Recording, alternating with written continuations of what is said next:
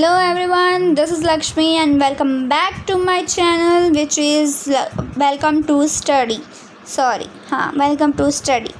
तो आज जैसे कि हमने पहले वीडियो में पहले पार्ट में हमने देख लिया कि नेचर ऑफ मैनेजमेंट जो साइंस के हिसाब से हमने सोचा।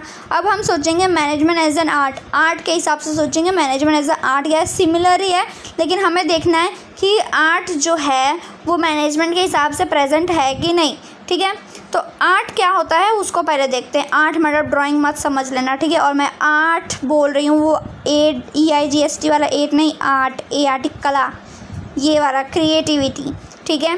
तो art can be define as a systematic body of a knowledge. ये वही साइंस का ही है, थोड़ा सा बस डिफरेंट है, उसमें ऑर्गेनाइज्ड है। इसमें systematic body of a knowledge which require skill, जो रिक्वायर चाहिए आर्ट के लिए क्या चाहिए, स्किल चाहिए। कौन सी skill, creativity, practice to be get perfection, ठीक है। प्रैक्टिस चाहिए ताकि वो अपने परफेक्शन हो, ठीक है। द मेन फीचर क्या क्या है, तो मैं feature of a management as art पूछा जाएगा तो ऐसे फर्स्ट टाइम है systematic body of a knowledge, ये लिख सकते हो, या तो existing of a theoretical knowledge, ये भी जो आपको दोनों में से याद आ जाए वो लिखो। दोनों नहीं लिखोगे तो भी चलेगा, कोई या तो ये लिखो systematic body of a knowledge, या तो ये सिंपल है, या existing of a theoretical knowledge, ठीक है।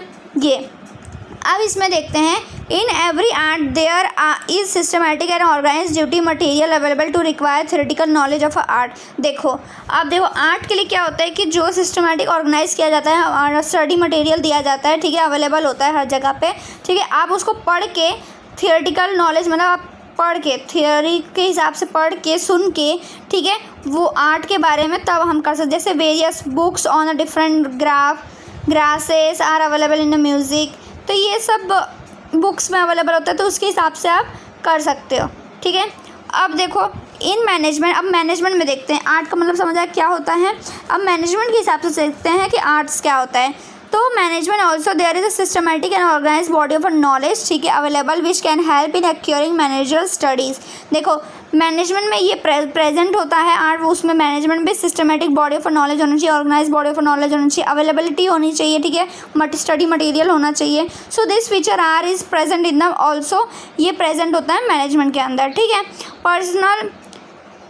पर्सनलाइज एप्लीकेशन, अब ये क्या होता है, in the field of art only theoretical knowledge is not enough. देखो आर्ट के फील्ड में क्या होता है कि थियोरेटिकल नॉलेज ही पढ़ के ही सब कुछ नहीं होता है। Every artist must have personal skill. देखो हर एक आर्टिस्ट के पास ड्राइंग करते हैं, अब वो मैंने पहले बताया कि ड्राइंग मतलब वो नहीं होता, लेकिन वही मतलब है, ठीक है। आर्टिस्ट जो होते हैं उनको पर्सनल स्किल नॉलेज होती है, क्रिएटिविटी अप्लाई करना होता है, तब जाके उनको नॉलेज होती है दैट स्किल को, ठीक है। तो ये एग्जाम्पल है, आप पढ़ लेना क्या है। अब मैनेजमेंट के हिसाब से सोचते हैं, management also all manager learn same manager theory and principal.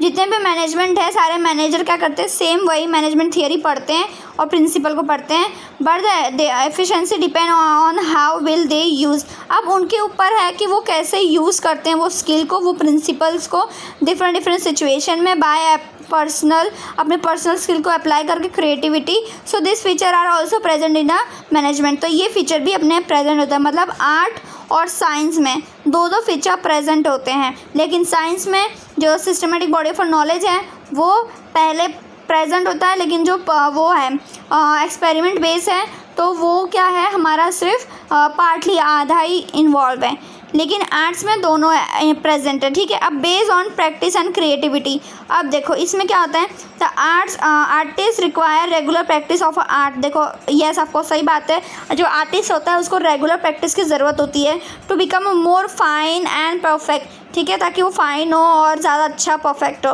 Without practice artist loss their perfection. अब अगर प्रैक्टिस नहीं करेगा कोई आर्टिस्ट तो अपने परफेक्शन को भूल सकता है, ठीक है। आर्ट रिक्वायर क्रिएटिविटी प्रैक्टिस, अब ये रिक्वायर होता है artist must add his creativity to theoretical knowledge he has learn. जो भी उसे थियोरेटिकल नॉलेज लर्न की है, जो भी ज्ञान लिया है उसको क्रिएटिविटी में प्रेजेंट करना है, ठीक है। Same way with experience manager also improve their manager skill and efficiency.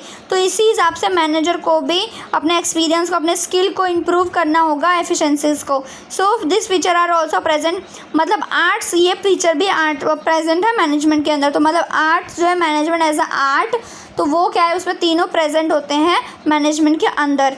ठीक है, अब ये है मैनेजमेंट एज अ प्रोफेशन। ठीक है, तो ये वाला पार्ट हम चलो थोड़ा सा ये प्रोफेशन वाला बहुत बड़ा पार्ट है। देखो 1 2 3 4 और ये 5 पार्ट है, तो इसका हम लोग आराम से करेंगे। ठीक है, तो ये मैंने समझा दिया क्या है आपका। ठीक है, अगर वीडियो अच्छी लगी तो प्लीज़ लाइक करना, शेयर करना, सब्सक्राइब करना और click the bell icon to get your notification in YouTube. Notes मैं शॉर्ट वीडियो में प्रोवाइड कर दूँगी। ठीक है, तो आप लोग वहाँ से देख के लिख लेना। ठीक है, आई होप आप लोग को ये समझ आ गया होगा। मैंने मैनेजमेंट एज अ साइंस करवा दिया, मैनेजमेंट एज अ आर्ट करवा दिया। अब हम लोग मैनेजमेंट एज अ प्रोफेशन वो हम लोग नेक्स्ट पार्ट में देखेंगे। ठीक है, तब तक के लिए इतना याद करो, इतना समझ आ गया हो तो अच्छी बात है, और नहीं आया तो प्लीज़ कमेंट सेक्शन में बता देना, मैं आपको दूसरा पॉइंट बता दूँगी। ठीक है, तब तक के लिए bye, thank you so much.